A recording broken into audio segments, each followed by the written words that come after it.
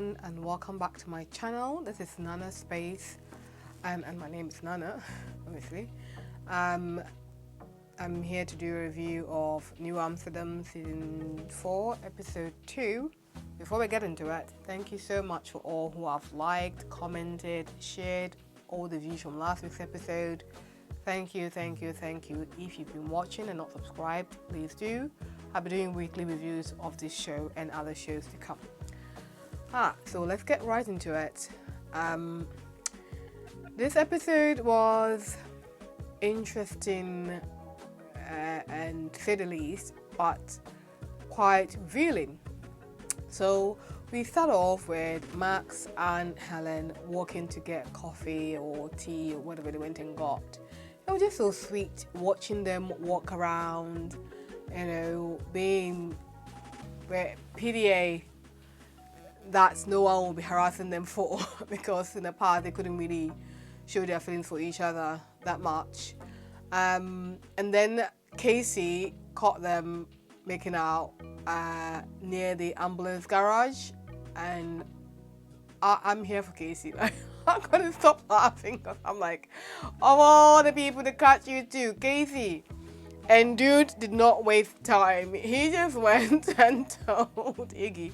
He goes like, no, they're just friends. If there's anything I would know. Dude, are you blind? I mean, you are stuck in a psych place and you don't really see much.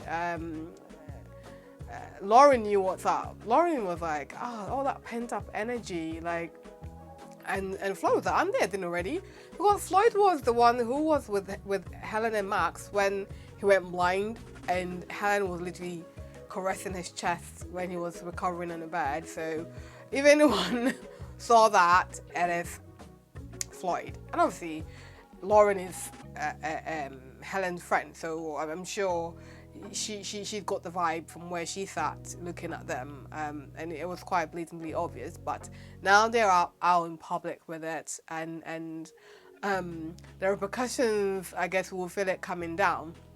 Before we get into the nitty-gritty of it, there are a few storylines.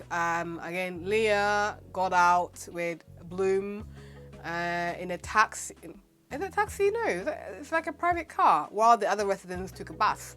And they got a bit jealous because she got an iPad, she got a better stethoscope, and then she got a car ride, and they don't have all these privileges to get them to their residency.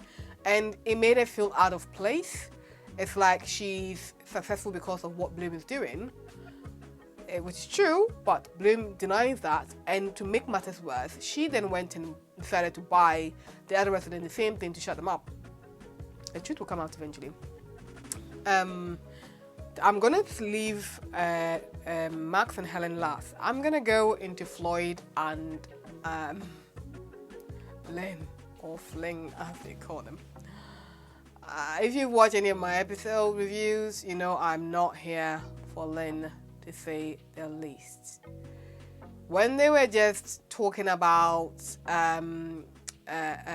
what was happening between the two of them, she mentioned that we were in a relationship. I was like, huh? I'm not hiding it behind my husband. Well, the day your husband introduced me to you, you pretended you didn't know Floyd. You literally went and hugged your husband and then acted on. And when they got to the rooftop, she was like, oh, not here. Well, where? I was surprised the husband wasn't on the rooftop.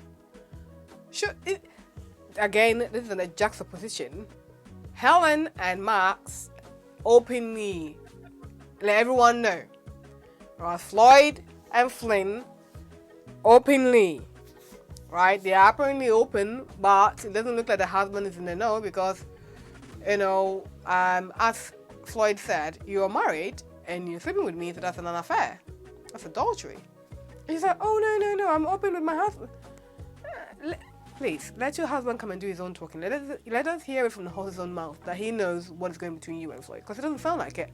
Because when they went to the theater, he asked Floyd, how is it with you and your girl? And he was like, we're working a few details. And he didn't open up to him to find out that truly, do you know that, this girl is your wife?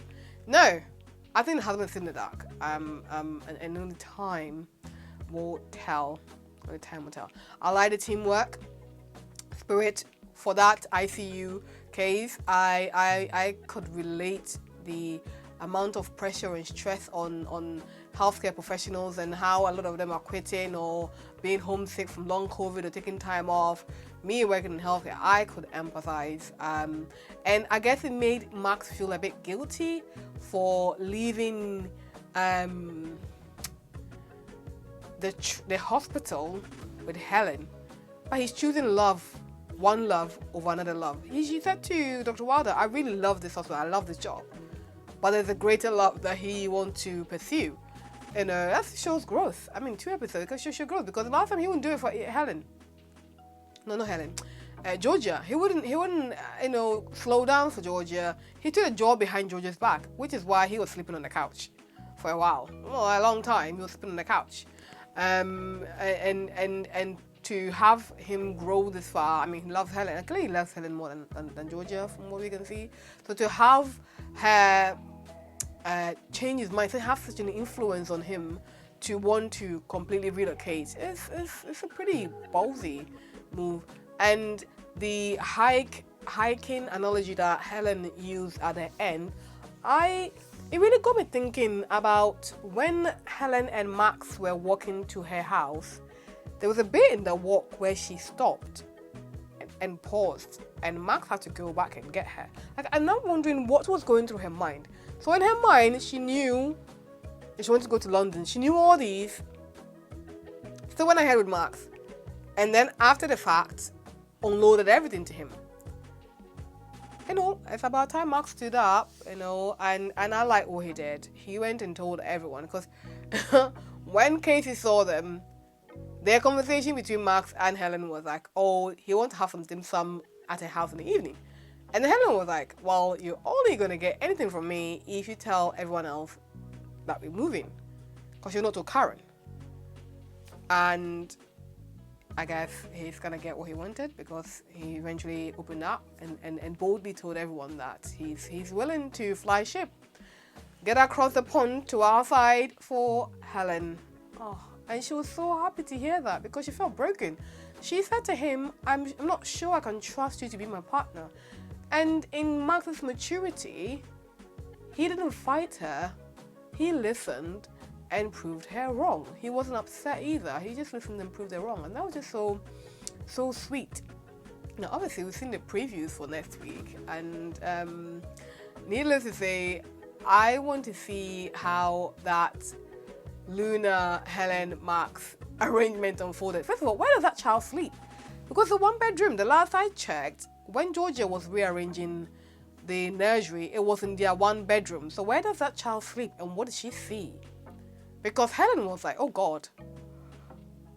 She exclaimed, like, where did she come from? It looked like she was dressed. Did she sleep in that? Did she got her shoes? Like, Max, you need to move. You need to relocate when you come back, wherever you're going to London. Hopefully you're coming back. It'll be interesting for Max to see Helen's world as well. And I've been seeing comments about how things are being rushed. It's been 3 years. There's a lot of catching up to do. What do you want him to do? Like, slowly unravel everything. You already know what's up already. Like, just let them be. We are 20 episodes away from the finale, hopefully. So it's going to be a lot to unpack. I wonder who that lady was that Karen called at the end. Is it a replacement for Max, or a rival, or the mother? Is that Max's mom? I don't know. But we heard that we're gonna find out a bit more about Max's past. So this will be an interesting juncture to approach things. See what grandparents think of Helen being in a house. I hope Max gave Helen a tour of his 1-bedroom apartment. I mean, Helen's place was so big. I don't know if he had a tour later, but that small 1-bedroom, hopefully very modest for head of the hospital. It was very big, very small, let me just say. So maybe he will step up his game when they come back from London. I'm hoping they come back from London. Karen, in the preview from next week, was telling Helen why the 1,000 reasons why these two shouldn't be together. Mate, that's not for you to say. I mean, you'll be saying these things just for your own agenda. So anytime you've gone to Max and say anything to him, it's just for your own agenda, for the hospital, and that's it. Mind you, you are the catalyst for Max making that decision to go and see Helen in the first place. I mean, she doesn't know that. But talking to Max about that ring and then navigating the conversation to the fact that she had gone through many marriages, and so she knows the symbolism of losing a ring, and encouraging him to move on. He's moving on. What do you want?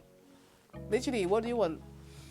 So yeah, great episode if you ask me. Very light, very light. It had great storylines, and we're moving the needle forward.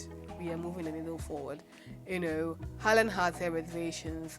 Max is wanting to break down every single barrier that she has, and he's willing to fly across for her. One, because we love him more than Georgia, and two, is maturity. I'm glad that ring fell off, because since that ring fell off, like, the scales are falling off Max's eye, and I'm here for it. I'm so here for it. So yeah, here you are, folks. This is my views and thoughts on this episode. Join me on the next one. In the comment section, leave your thoughts, your comments, share, like, subscribe. I am starting up or launching my other channel called Nana's Adventures, which I've had for years but never put anything on there.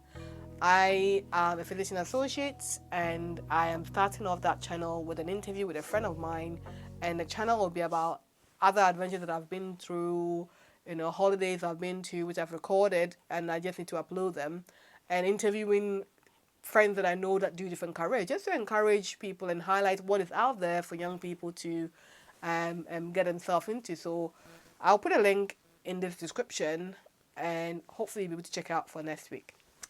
Have a good day, and see you in the next one. Bye.